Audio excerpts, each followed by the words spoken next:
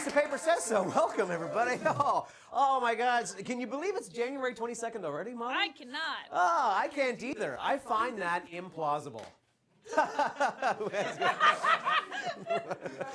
Sorry, the ventilation isn't good in here. We've been giggling for hours. I'm not even sure we haven't been funny, but we've been giggling for some reason. Yes. There's nothing in Molly's mug. There is water this time. Oh, there is this time. It's actually, no, there's not. See, we're goofy, guys. So welcome, and of course, as you know, because it's a big day, everybody knows what it is. It's a National Penguin Awareness Day, everybody. So that's good. Yeah. Big day.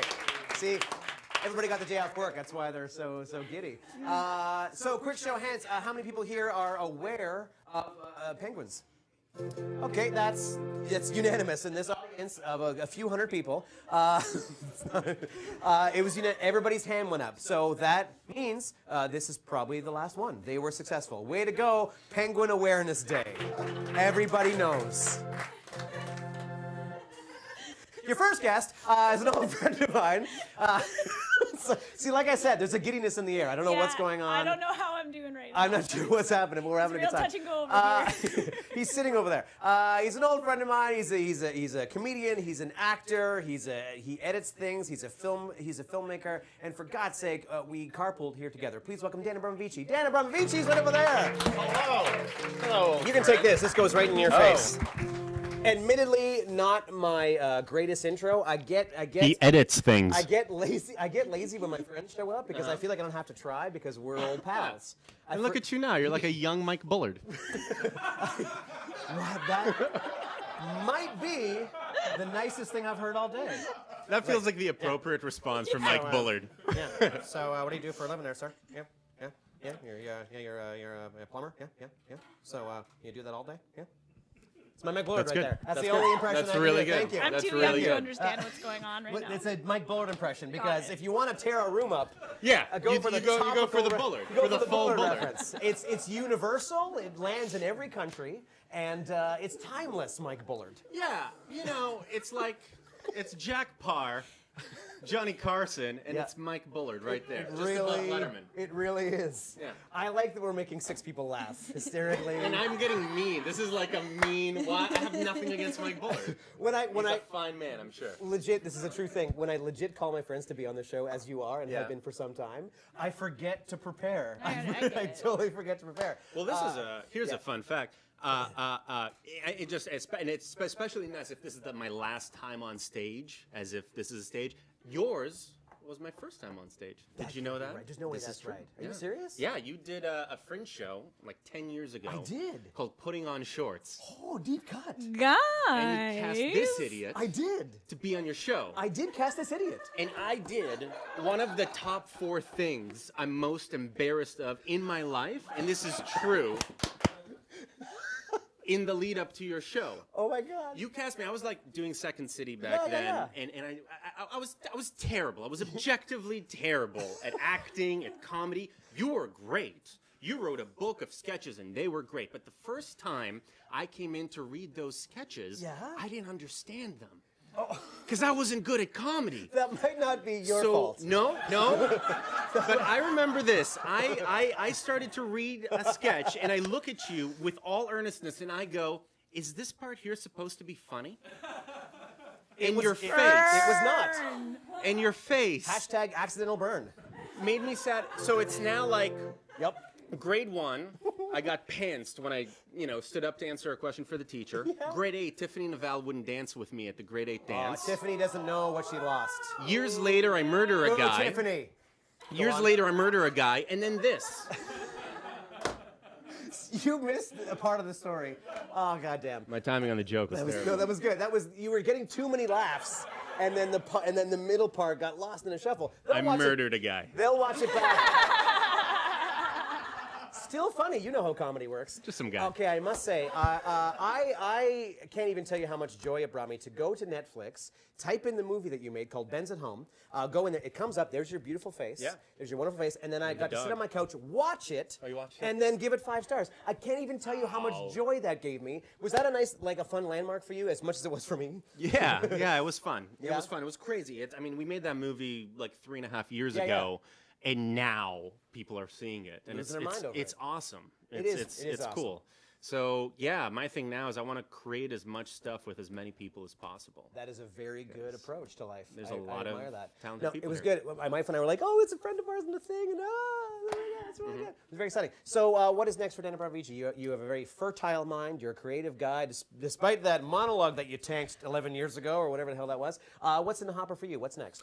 Yeah, just trying to collaborate with as many people as I can. Yes. So I shot a couple of music videos that are going to be coming out soon. A Yes. short film that is going to be used to raise awareness for mental health issues, depression, and proceeds are going to go to jack.org, which is a youth-focused mental health organization. Okay.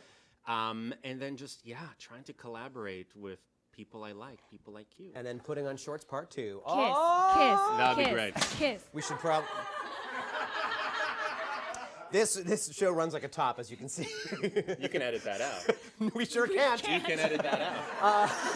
Just have no editor. No, we can't. With all the Seriously, there's a trivia night coming in. We're gonna get kicked out and tasered. We have to go. Moving right along. Yeah, 10 yeah, quick yeah. questions, everybody. We gotta go. Yeah. All right, we gotta go quick. Here we go. So it's real quick. 10 quick questions. You don't overthink it. You answer. If No, you get them right, I've you get them memorized right. all If you get them wrong, combinations. you get them wrong, and somebody will win pizza. Okay. Well, let's go. Here we go. All right. So number 1. Besides pizza, what do you have delivered most to your house? Chicken, Portuguese chicken. Correct. The key was How would off. you The know? answer was correct. You don't know when he was off. The most underrated pizza topping is Mushrooms. No. correct. No, that's right. Apparently, the Beatles once had 5 songs in the top 5 on Billboard charts at the same time. True or false? True. It's true. Molly made a face, but it's true. They're There we go. very good at music. Radcliffe, Aykroyd, or Craig? What's the best Dan to go camping with? Daniel Craig. Because he'll know. Oh, she's gonna give it to you. I think it was a He's pit. I good think it was. with his- he's Bond. You don't have to explain it, but that's Okay. yeah. What would you rather have? A fancy coffee or a fancy pasta dish? Ooh, fancy coffee. Okay, also correct. You're doing very well, by the way. Cheesies, Cheez-Its, or Kraft Singles? What's the farthest thing away from cheese? Kraft singles. Kraft Singles is so correct. That is correct. That's verifiably correct. Yes, at a wedding or your birthday. When's it better to be single? Birthday. Also correct. You're on a roll You here. are on a roll. Edna Krabappel and Seymour Skinner are married. True or false? False. Oh my God, you're almost going to get a perfect score. After people watch Ben's at Home on Netflix, what will they recommend right after, do you think?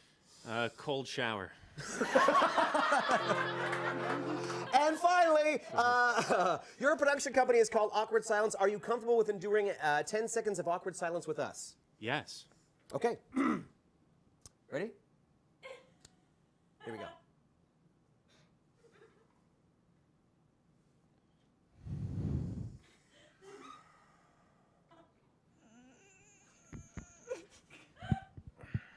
That's a perfect score. Dan Abramovici, everybody!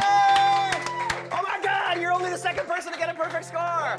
Go to Netflix, go Ben's at Home, watch his movie, and enjoy him. He's Dan Abramovici, everybody! Gotta go, gotta go. Zip, zip, zoo, zip, zip, zap, deedle-doo. Hey, let's have a comedian on the show. You feel good about that as a group of strangers? You good about this? Okay, good. What's gonna happen next? You're gonna watch this comedian, you're gonna enjoy her so thoroughly, you're going to go to her website and enjoy her even more and more clip forms at KatieWestman.com right there. And why is her website called KatieWestman.com? Because she's Katie Westman. Let her feel welcome. Hello, hi, Katie. There you go. Hi, wow, it's Awkward Silence is your production company. I haven't even got an audition yet.